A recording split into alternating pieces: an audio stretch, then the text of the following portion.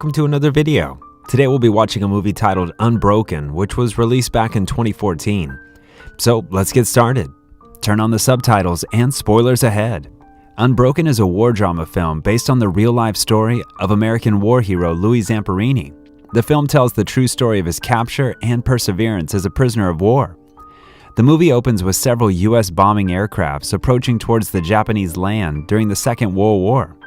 Louis Zamperini is a bombardier who's handling the mission from his aircraft, along with several other crewmates. With the Japanese-occupied land in sight, Louis commands the airstrike and his crewmates follow the order. They start dropping bombs on the Japanese land and they're successful in hitting their targets. But when they're about to return back, a Japanese fighter plane comes toward them. They engage in aerial combat against the Japanese fighter jet, but they also face another problem, as their bomb bay doors fail to close. Louis tries to manually close it and almost gets caught in the Japanese firing. They manage to fight off the Japanese fighter jets, but in the process, some of the crewmates get shot and are heavily injured.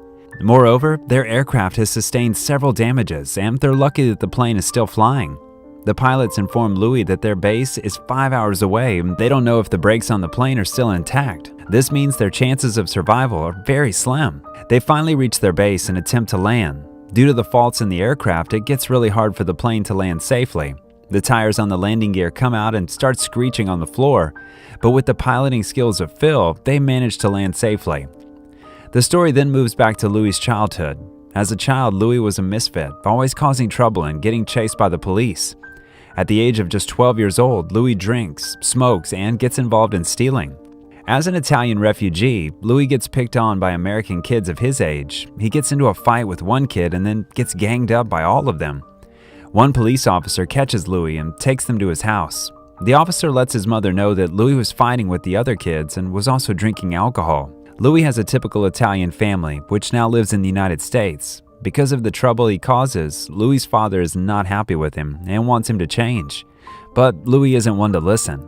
One day at a baseball game, Louis gets caught smoking and drinking alcohol. To not get caught, Louis runs away from there and his brother happens to see him running at an incredible pace for a kid of his age.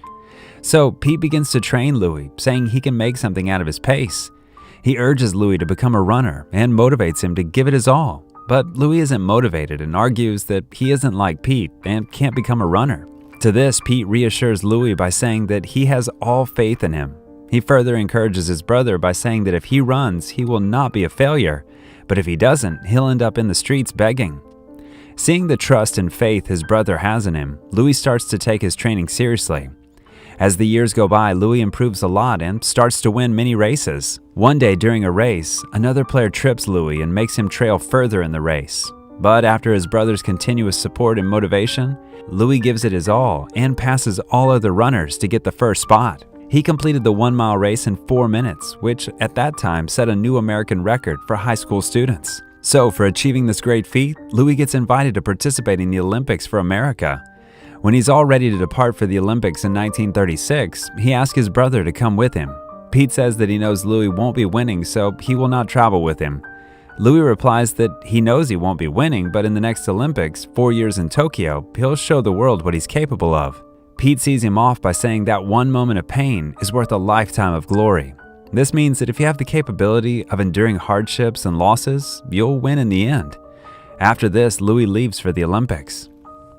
In the Olympics, Louis participates in a 5,000-meter race. As everyone from his family and town sit beside the radio to hear him compete, the race begins, and after a few laps, Louis gets left behind further back than the rest of the runners. As the race is coming to its closure, Louis sprints forward at full speed and runs past several runners. He doesn't manage to win the race or get any position to win a medal, but he set a new world record by completing the last lap in 56 seconds. This Olympics was held in 1936, and Louis had a dream to participate and earn a medal for his country in the next Olympics, which was going to be held in 1940 in Tokyo, Japan. Unfortunately, he was unable to fulfill his dream because World War II started, which caused the 1940 Olympics to be canceled. Now the story moves back to the first scene. After successfully managing to land the aircraft, Louis finds his pilot, Phil, praying to God. Louis isn't a believer in God and he doesn't quite get Phil's faith and him praying. Next, we see that Louis continues his training by running alongside a Jeep. Louie manages to beat his previous time, but just then he gets informed that he and his team are assigned to a rescue mission. However, the plane that they're using for that mission is made up of spare parts and therefore is unstable. The instability of the plane becomes apparent when one of the engines fails mid-flight. As they're trying to make the best out of the situation, another engine fails, which causes everyone to panic. It's certain that their plane is going to crash land. Phil tells everyone to brace for the crash land, and the plane lands into the ocean. The aircraft gets filled by water, and it soon breaks in half. The crash has killed many of the crewmates, and only 3 survive, in Louie, Phil, and Mac. All 3 survivors get into the 2 inflatable boats. Mac is really disheartened by the accident, and he believes their chances of survival are 0. Out in the ocean, no one will see them and rescue them, but Louie and Phil are optimistic and tell Mac to think positive. They have a couple of chocolates and some potable water. Louie decides that they will eat 1 piece of chocolate in the morning and 1 piece at night and drink only 2 sips of water a day. He says this is because there's no certainty for their rescue. They all fall asleep at night, and in the morning, an airplane flies overhead and they try to signal it with a dye and a flare gun. Louie fires several flare guns, but their attempts of getting noticed by the aircraft fail, and they are left stuck in the ocean. They all get really disappointed, and soon that they see that all the chocolate boxes are empty. Mac had eaten all the chocolates at night. This infuriates Louie because all the resources for their survival were depleted. The 3 struggle to survive in the seemingly endless ocean. They spend a few days without any food or water, and one day a seagull flies and lands on their boat. With no option for food, Louie grabs the seagull by its leg and they all eat it to fulfill their hunger. Unfortunately, their stomachs cannot hold on to it and they puke it all into the ocean. Next, they use the same seagull to catch fish and eat it raw. They get something to be happy about, but the following days, they have nothing to be cheerful about and are left discouraged. One night when all of them are asleep and they all feel their lives slipping away from their hands. At that very moment, Louie prays to his God that if he saves him, he will consecrate his whole life for him. Fortunately, all of them survive the storm, and their water gets refilled by the rain. A few days later, they manage to catch a shark and eat it raw. They notice a plane flying in the air. Louie fires the remaining flare guns into the air to catch its attention. Just when it seems the plane is going by without noticing them, the plane makes a turn and comes flying towards their direction. Unfortunately, it's a Japanese aircraft which starts to shoot at them. They all jump in the water to save their lives. They all swim deeper into the ocean and dodge the Japanese bullets. But when they all come out of the water, they find that their inflatable boats are damaged. They somehow manage to patch up the holes of one of the boats so that they can remain afloat, and now all 3 of them have to adjust in a single boat, which is quite difficult because the boat is considerably small. Now it's been more than 35 days since they're stranded in the ocean. Mac's condition has gone terrible and he slowly dies because of hunger. Now, only Phil and Louie are left, but they are both in really bad condition. They aren't able to talk or stand. As time goes on, their situation gets bleaker and bleaker. On day 47, they wake up to see a ship, but unfortunately for them, it's a Japanese ship. They become prisoners of war and are imprisoned on an island.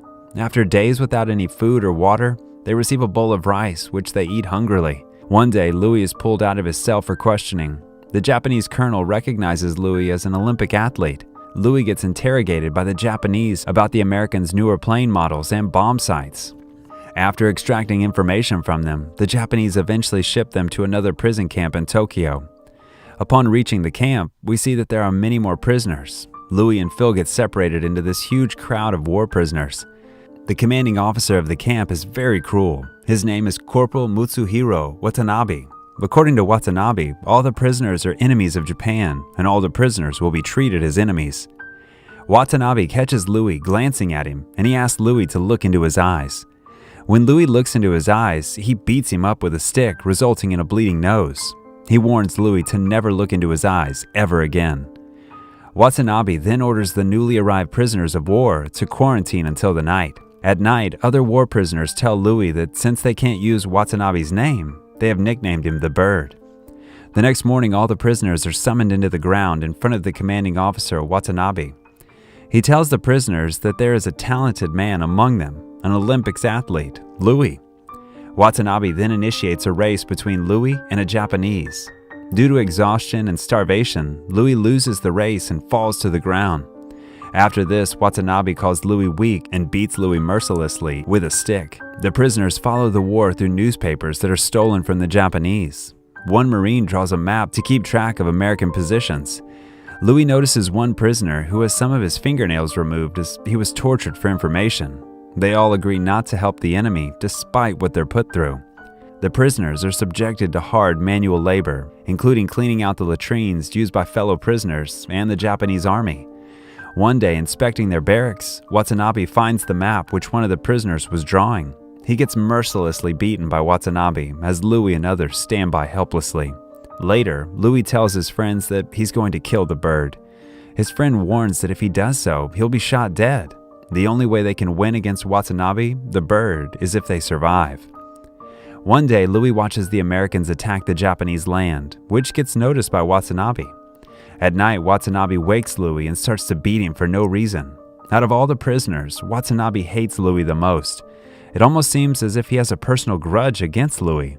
After a few days, a few people from Radio Tokyo come and Louie gets told that he is officially announced dead in America. After Watanabe mockingly allows Louie to announce to his family that he is alive, he is immediately taken to a radio station. There, Louie tells his family that he's alive, but he lies that he is living well as a prisoner of war in Tokyo. His family cryingly hears the news over the radio, and Pete, who's now a Marine, also gets the letter about his brother's condition. After this program, he gets approached by the men who brought him to the radio station. The men want him to speak again to the radio, but this time they want him to read a script. Louie refuses their offer because what it says about his country is false. The Japanese men try to persuade him by offering to get him out of the prison camp and letting him stay in Tokyo comfortably. However, Louie refuses this offer and goes back to the camp. Back at the camp, Watanabe smiles at the returning Louie, telling him that they are both strong and could have been friends if only they were not enemies. Watanabe then tells the other prisoners to teach Louie about respect by punching him one by one. The prisoners refuse the order to punch Louie, but upon seeing that one of the prisoners will get beat up instead, Louie urges the prisoners to hit him. Louie gets punched by all the prisoners, and this punching spree lasts the whole day. A few days later, when the American prisoners are made to display a play to amuse the Japanese army, Watanabe comes close and sits next to Louie. He informs Louie that there is good news. He has been promoted and will leave for another place. And then later, Watanabe leaves the camp. One night, the camp is bombarded by the Allies, which destroys the whole camp. The following day, the prisoners are immediately transported to another prison camp. The prisoners arrive at a new camp where the conditions of war prisoners are worse than ever. While standing in a row, Louie sees a familiar figure and collapses. It's Watanabe. As Watanabe goes on with the same speech which he delivered in the previous camp, he notices Louie and asks him to look in his eyes. When Louie doesn't do so, Watanabe hits him on the head with a stick. From the next day, all the prisoners are back to work. Here the work is to load the coal onto the boat, which is even more tiring. After a few days, while transferring coal from one place to another, Louie gets pushed from a high place and breaks his leg. The next day, out of exhaustion from doing his work, Louie stops to get some rest, but the officer sees him and immediately takes him in front of some wooden logs. As punishment, Watanabe orders him to pick up one and lift it above his head, which Louie does. Watanabe then cruelly tells the guard to shoot Louie if he drops the wooden log. The guard gets ready with his rifle as Louie almost loses his balance and drops the wooden log. Slowly, everyone's attention turns towards Louie, who's holding on to the wooden log despite losing all his strength under the scorching heat. Watanabe expects Louie to give up, but Louie doesn't. Every war prisoner is cheering for Louie in their low voices, and Watanabe also gives out an expression of uneasiness on his face while waiting for the wooden log to drop. Instead, Louie stares intently into Watanabe's eyes and lifts the log even higher while shouting in defiance towards Watanabe. The prisoners get encouraged as they see this incredible show of courage. Watanabe slowly becomes furious, telling Louie to stop looking at him, but Louie continues staring at him. Embraced by what he thought would be an easy execution, Watanabe attacks Louie. He beats Louie mercilessly. At that moment, Louie remembers the time when he used to run. Louie has defeated all of his fears. He remembers what his brother told him once, that one moment of pain is worth a lifetime of glory. After beating him up, Watanabe falls to his knees in exhaustion. Louie is left on the spot where he had been beaten up, laying there unconscious until the night. The next morning, an officer announces to the prisoners that the war is finally over. To celebrate the end of the war, the officer invites them to take a bath in the nearby river. The prisoners immediately think their end has arrived because they think their executions will be conducted in the river. However, after getting there, an American bomber plane passes them, confirming that the war is truly over. The prisoners celebrate in the river. Supplies immediately arrive in the camp, which the liberated prisoners promptly and happily take. But while the prisoners are celebrating their freedom, Louie goes into Watanabe's cabin. He sees that Watanabe is already gone, leaving behind his cane and a picture of himself and his father. Upon arriving home, Louie immediately kisses the ground. He finally meets his family after years. In 1946, Louie got married and later had a son and a daughter. And as he promised while surviving the storm in the ocean, he devoted his life to God. Phil also survived the war and got married. Watanabe, on the other hand, hid for several years as a war criminal until the U.S. granted him amnesty in an effort to reconcile with Japan. Years later, due to his newfound faith in God, Louie went to Japan and searched for all the people who were involved in capturing him. Louie decided to forgive everyone, even Watanabe, but Watanabe refused to see him. Louie always had a dream to run in the 1940s Olympics, which he couldn't pursue. However, he did fulfill his dream at the age of 80. He ran with the Olympic torch at Tokyo, fulfilling his Olympic dream. Thanks so much for watching. If you enjoyed this video, please leave a like and subscribe to the channel for more movie recaps.